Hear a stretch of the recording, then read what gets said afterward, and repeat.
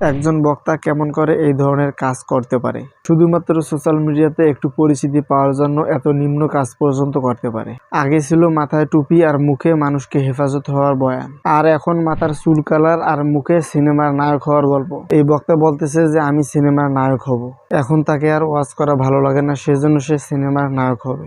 আসলে এই বক্তা কি কারণে এই ধরনের কাজ করছে আপনারা শুনলে কি বলবেন? বিস্তারিত জানতে পুরো ভিডিওটি মনোযোগ সহকারে দেখুন। আর আপনারা যদি আমাদের চ্যানেলে নতুন হন অবশ্যই আমাদের ছোট্ট চ্যানেলটি সাবস্ক্রাইব করে পাশে থাকবেন, আর ভিডিওটাতে একটি লাইক করবেন আর ভিডিওটি শেয়ার করে অন্যকে দেখার সুযোগ করে দেবেন। মনোযোগ সহকারে পুরো ভিডিওটি দেখুন। দর্শকরা আসলে এই বক্তারই কাজটা ঠিক করছে নাকি ভুল করছে সেটা কিন্তু অবশ্যই কমেন্ট করে জানাতে পারেন। দর্শক, 2-4 দিন আগে আমরা সামাজিক যোগাযোগ মাধ্যমে একটা বিষয় দেখতে পারি যে বক্তা ওমর ফারুক আজমি মাথার চুল কালার করে বিভিন্ন জায়গায় ইন্টারভিউ দিচ্ছে, এমনকি সে হুজুরের ড্রেস বাদ দিয়ে শার্ট প্যান্ট পরে আছে। দর্শক, এখানে একটা বিষয় হলো যে কিছু কিছু মানুষ বলতেছে যে এরা ইউটিউব ফেসবুকে পরিচিতি পাওয়ার জন্য এই ধরনের টেকনিক অবলম্বন করতেছে।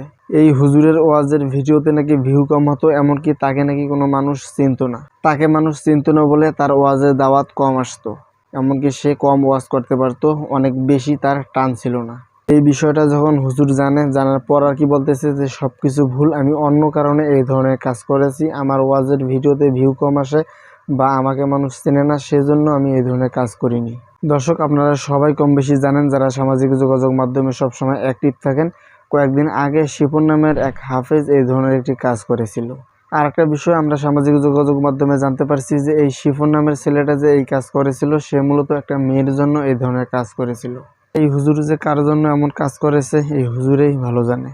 কয়েকদিন পর হয়তো আসল কারণ জানা যাবে যে আসলে এই ওমর ফারুক আজমি হুজুর কি কারণে এই ধরনের কাজ করেছিল।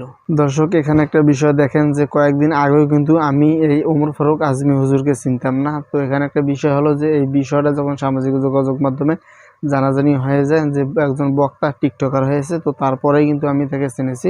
তো এই ধরনের অনেকও মানুষ আছে আমার মতো যে তাকে চিনত না, এখন এই বিষয়টা হওয়ার পর তাকে সবাই চিনতেছে। তো এখানে সবার একটাই চিন্তা ভাবনা থাকবে যে আসলে সে ফেসবুক বা ইউটিউবে কিছু পরিচিতি পাওয়ার জন্য এই ধরনের টেকনিক অবলম্বন করেছে।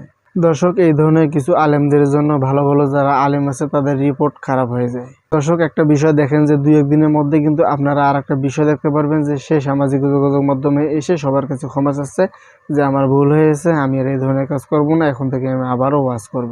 তার মূল কারণ হলো তার যে উদ্দেশ্য ছিল সেটা সঠিকভাবে হাসিল হয়েছে।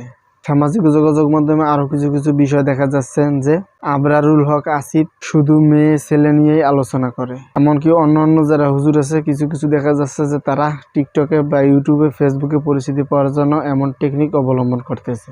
এখানে একটা বিষয় হলো যে দেখেন 2-1 জনের জন্য কিন্তু পুরা আলেম সমাজের এই ধরনের একটা সমস্যার মধ্যে পড়তে হচ্ছে, এমনকি সবাই ভাববে হয়তো যে যত হুজুর আছে তারা সবাই মনে হয় একই ধরনের।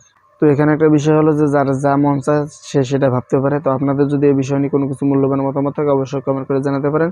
আর যদি আপনারা আমাদের চ্যানেলটিতে নতুন হন অবশ্যই আমাদের ছোট্ট চ্যানেলটি সাবস্ক্রাইব করবেন, আর ফেসবুক পেজ থেকে হলে অবশ্যই আমাদের পেজটা ফলো দিয়ে পাশে থাকবেন, আর ভিডিওটি অবশ্যই শেয়ার করে দেবেন, আর ভিডিওটাতে একটি লাইক করবেন। দেখা হবে নতুন কোনো ভিডিওতে। আল্লাহ হাফেজ।